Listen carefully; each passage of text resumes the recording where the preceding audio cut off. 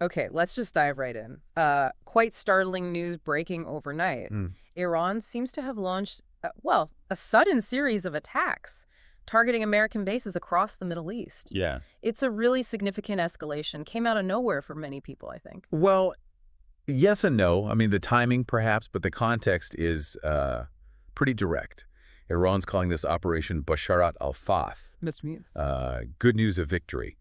And they're stating it's a direct response or retaliation for the U.S. Operation Midnight Hammer. Right, that was the operation using the B-2 stealth bombers against Iran's nuclear sites. Exactly. Those B-2s, they're designed to get through heavy defenses. So this isn't random. It's very much a tit-for-tat situation, Yeah. escalating quickly. Okay, so for this deep dive, our mission really is to unpack this whole thing. What happened, the immediate context, the strategic thinking maybe, Yeah, implications. and what it means for, for you listening and for the whole region, really. We've got a recent analysis we've been digging into that paints a pretty detailed picture. Let's get into the specifics then. What actually happened on the ground? Right. So, as you said, Operation Bashar al-Fath. Iran framing it explicitly as retaliation for those B-2 strikes on their nuclear facilities.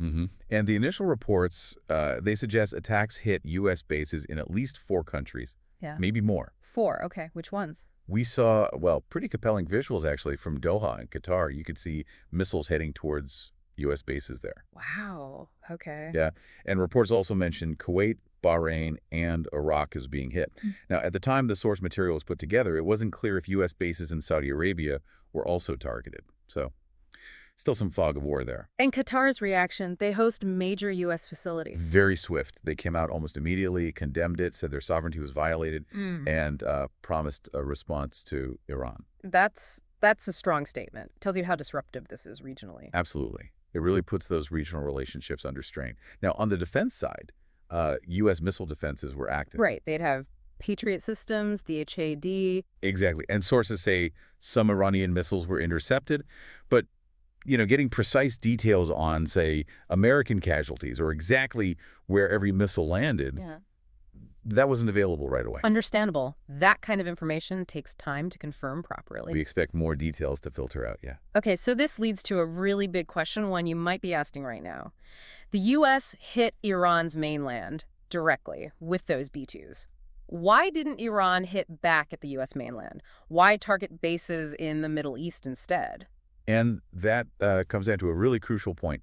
Iran's missile capabilities, or maybe limitations, they just don't have intercontinental ballistic missiles, ICBMs, the kind you need to accurately hit something 10,000, 12,000 kilometers away. Right, so the range just isn't there for hitting the continental U.S. directly with a missile. Precisely. They can't reliably inflict precision damage that far away. So what's their top missile then? What can they reach? Their longest range operational missile is the Sigil. It's a solid fuel missile, which is significant. Why solid fuel? Faster launch. Much faster. Less prep time compared to liquid fuel. Makes it more responsive, tactically useful. But the Sigil's range is about 2,000, maybe 2,500 kilometers. Okay, so that can hit places like Israel, U.S. ships in the Gulf. Yes. Definitely Israel, definitely U.S. assets within the region. But mainland U.S., no chance. So are there other ways they could retaliate against the U.S. homeland?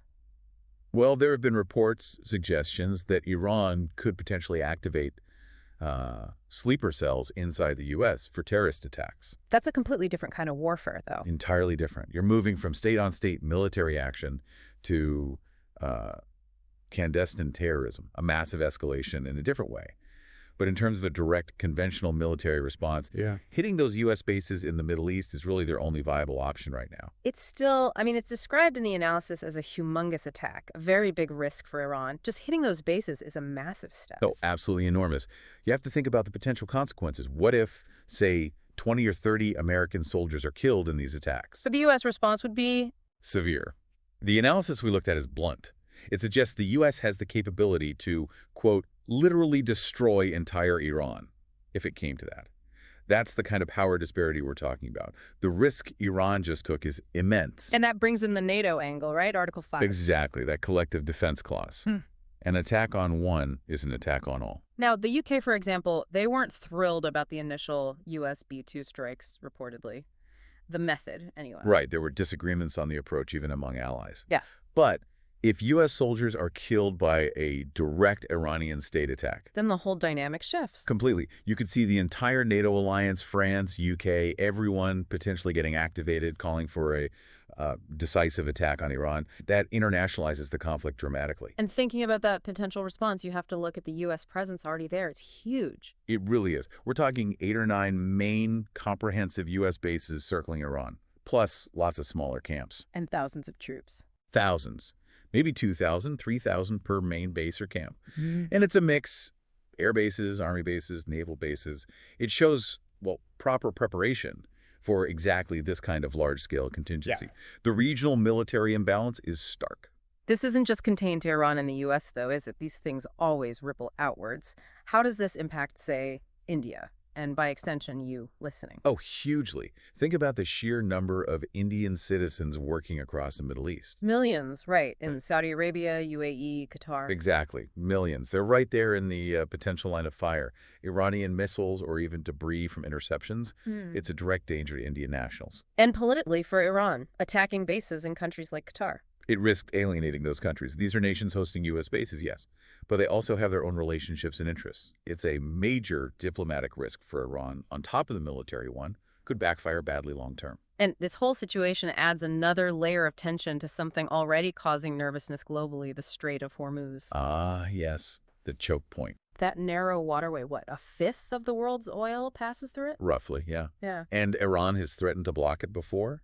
That alone makes countries like China and India very, very nervous. They depend on that oil flow. So this direct conflict just ramps up the instability in a region that's already economically critical and volatile.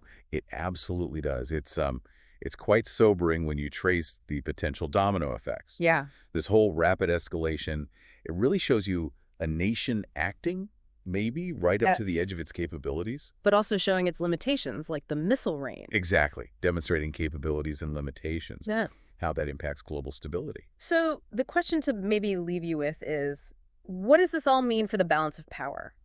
When a nation like Iran, maybe limited in long-range strikes, still shows it can deliver a significant blow regionally, how does that redefine conflicts when you have that mix of overwhelming local force versus strategic reach limitations? We've seen Iran make a calculated move within its means, but the consequences could spiral far beyond its control. Yeah. It's complex. Definitely something to keep watching. There are so many layers here.